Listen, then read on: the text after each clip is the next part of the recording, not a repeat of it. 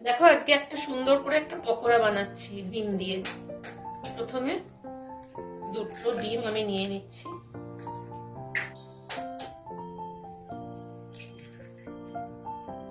ডিমে কিন্তু এখনো আমি কিছু দিইনি, ডিম দুটোকে খুব ভালো করে বিট করে নিতে হবে। হচ্ছে এইখানে আমি রেখেছি দেখো আলু একদম গ্রেটারে গ্রেট করে, পেঁয়াজ, কাঁচা লঙ্কা, ধনেপাতা আর ক্যাপসিকাম, এটাকেও এর মধ্যে মিশিয়ে দেবো।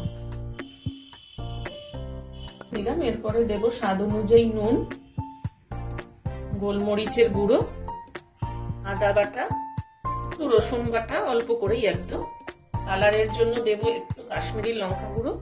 ঝাল আমি বেশি দিই না, কমই দিয়েছি সবাই যাতে খেতে পারে বাচ্চারা। আর দেবো অল্প একটু ময়দা দিয়ে আবারও খুব ভালো করে সবগুলো দিয়ে মিশিয়ে নিতে হবে। এবার দেখো আমি এখানে সাদা তেল বেশ খানিকটা গরম করে নিয়েছি। গ্যাসের আঁচটা কিন্তু একদম সিমে রাখতে হবে।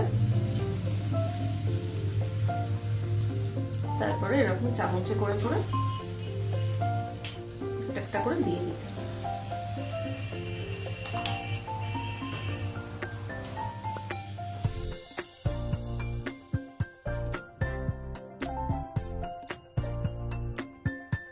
দেখো কিরকম ফুলে ফুলে উঠেছে, আর যেহেতু ডিম দেওয়া না, খুব সুন্দর একটা স্মেল এসছে, দারুণ একটা গন্ধ।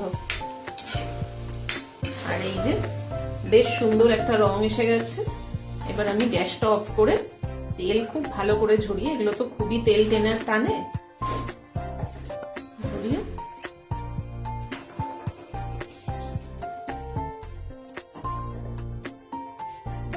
তুলে নিলাম। দেখো পকোড়াগুলো আমি তুলে নিয়েছি।